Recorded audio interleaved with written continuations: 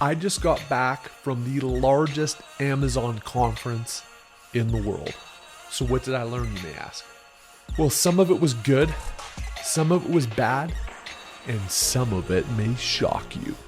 In this video, I break down the top 5 trends I uncovered at the Prosper Conference in Las Vegas. It's gonna be a doozy. Let's do this.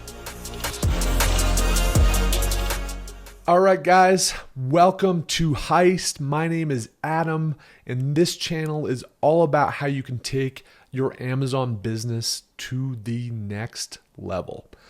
As the intro alluded to, I just got back from the Prosper Conference, which is an Amazon-centric industry event that just took place in Las Vegas here last week. Aside from all the other stuff I've learned, I've definitely confirmed that Vegas is a 72-hour town. It will take you in and spit you out quickly, but those 3 days were really awesome, action-packed. In addition to just meeting all the people that I have never met before in the Amazon space, I learned a lot of nuggets that I hope will improve my business, and obviously sharing this content today help your business as well. So, some of these may seem obvious. Some of these may frankly blindside you and catch you totally off guard, but we're going to break down the top 5 things I learned over the past week that's shaping what I think is the future of this industry and the future for us as sellers over the next couple of years. The first is that aggregators continue to be king. We've all seen the headlines of the dozens upon dozens upon dozens of Amazon roll-up aggregators in the space that are buying other brands.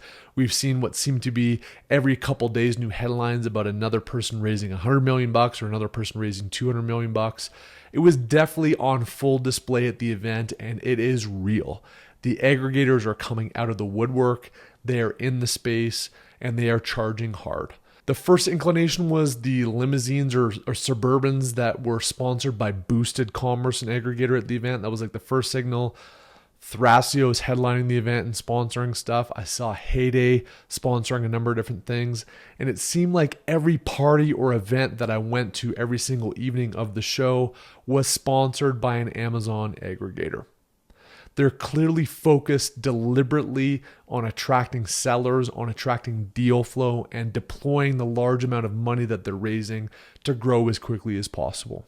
For us as sellers, I think this signals the vast amount of opportunity that exists in the space.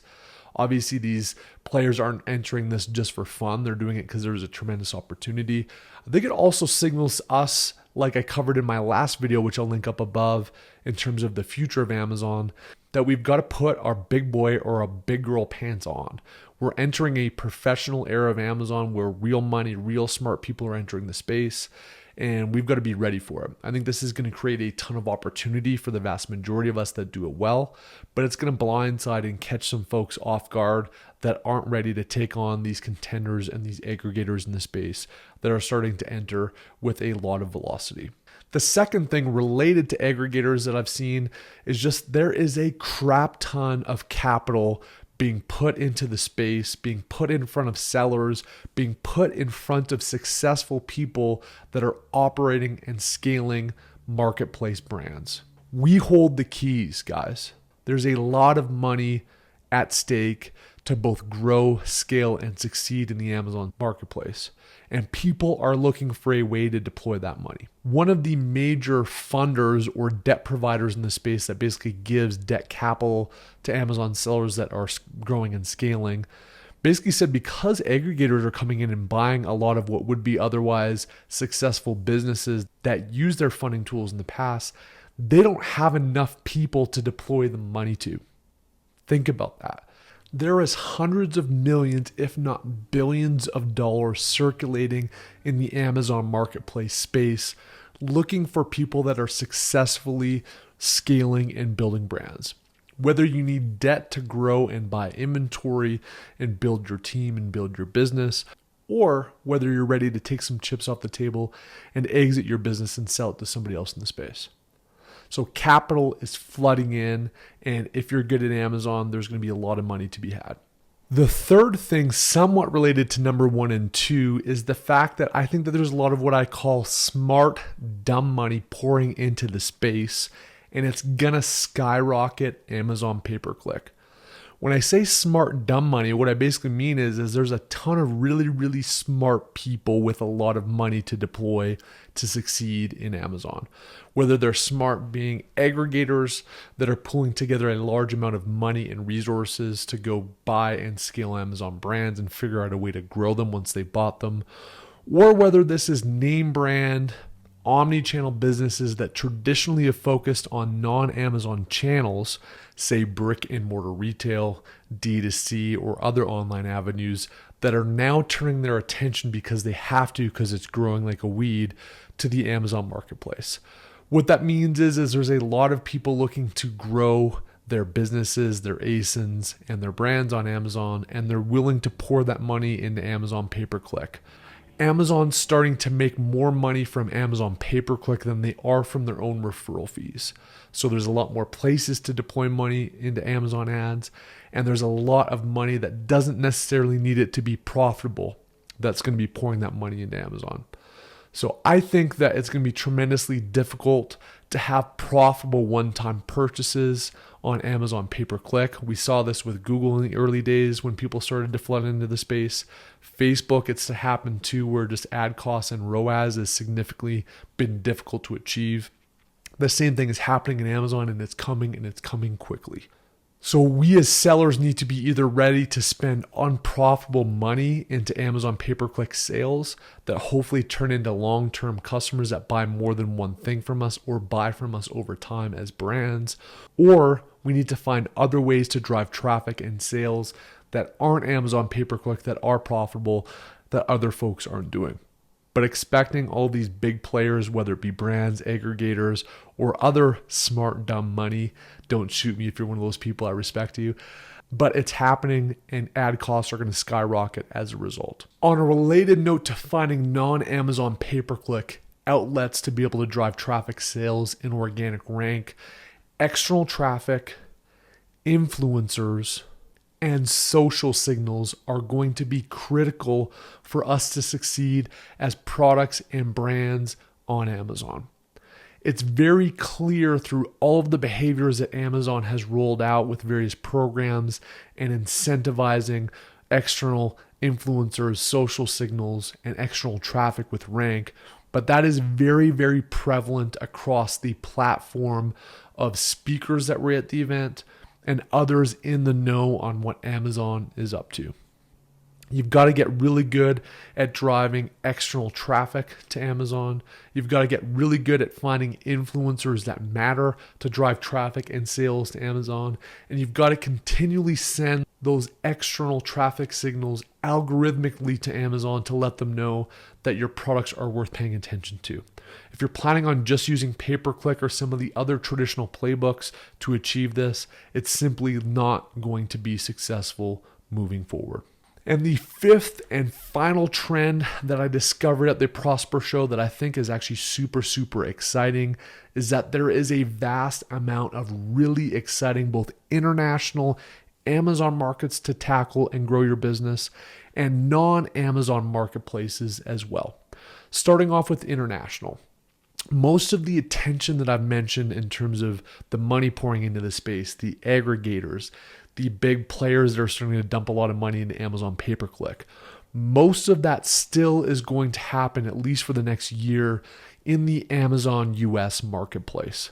It's a marketplace that I've started on. I've only just recently started to spill out of the Amazon US marketplace because you didn't need to before. There was just so much opportunity on Amazon US, and there will continue to be. But some of the unserviced markets, the rocks that haven't been turned over, the new greenfield opportunities are going to exist on Amazon, but it's not going to be Amazon US. Couple things I didn't know that I picked up at the show. Japan, as an example, is 40% of the growth of the Amazon US marketplace. 40%. I mean, I've been thinking about Japan, but I'm absolutely thinking about Japan a lot more in terms of executing on a strategy to get my ASINs there as soon as possible. Other fringe marketplaces you may not be aware of: Poland, Sweden, United Arab Emirates, and Dubai. All of these markets are starting to really crop up in a meaningful way for sellers that take advantage. And I know based on my YouTube stats my pals at the Endgame Network. I've got a ton of my Aussie brethren that are loyal followers of the Heist channel. Cheers. Appreciate the Thunder from Down Under representing in full force in this community. Love you guys. But guess what? Amazon Australia is going to be a thing. It's starting to emerge as a really high potential growth market that is worth paying attention to and certainly worth deploying some products in to test and validate the market.